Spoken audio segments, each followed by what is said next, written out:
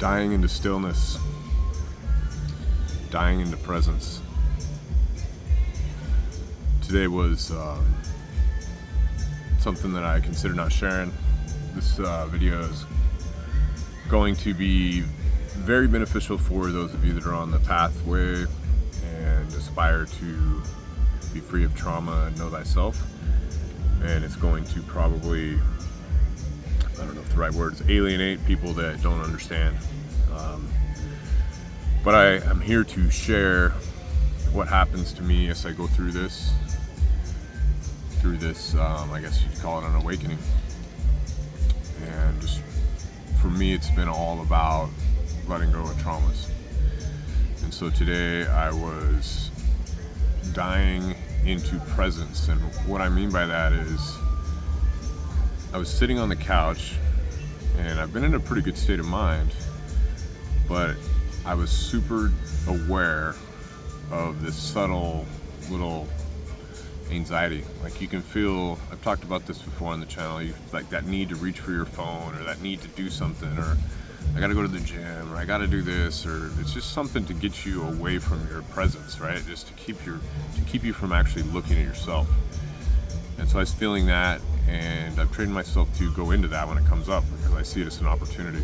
And essentially I'm doing the roar method. So I go into it and I start looking at it and I start like making it bigger.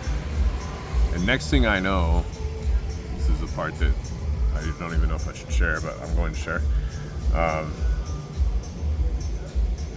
When I do the roar method, I can get like pretty deep with the stuff that comes out. And guys, this is alchemy. I mean, this is transmutation of energy.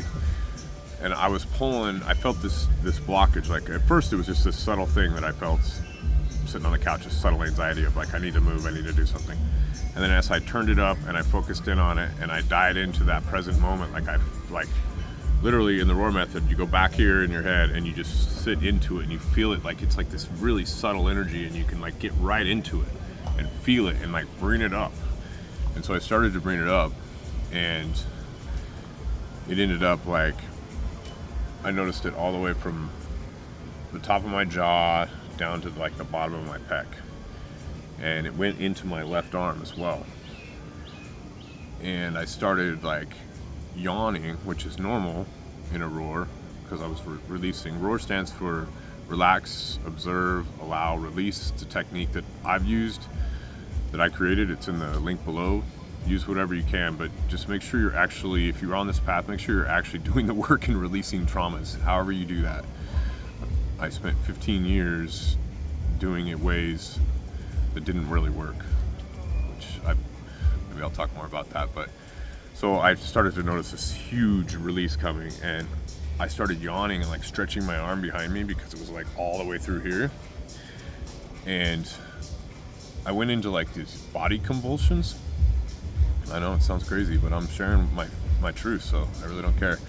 Those of you on the path will know that this shit is real. This is like, the only time I've released this much energy was when I did ayahuasca, which I haven't done that for like 6 years. I don't feel drawn to ayahuasca anymore because I can do this stuff naturally, and so can you.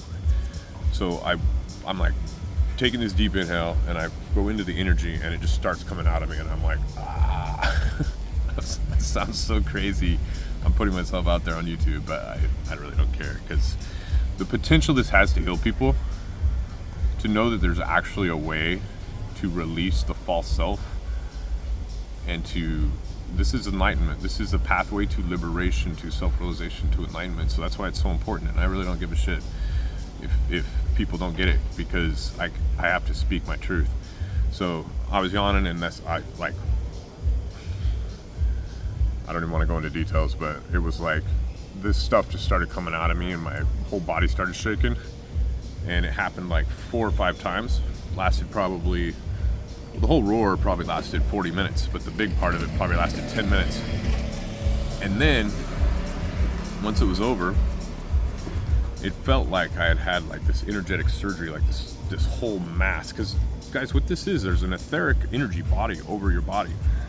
And I'll tell you briefly how this works. I've got this as a download, but the consciousness is the nucleus, and then your preference creates a proton, which draws in electrons, Sorry if this is freaking everybody out, but one day this will be like I can see the way it works. It's crazy. Consciousness is the neutron. Proton is the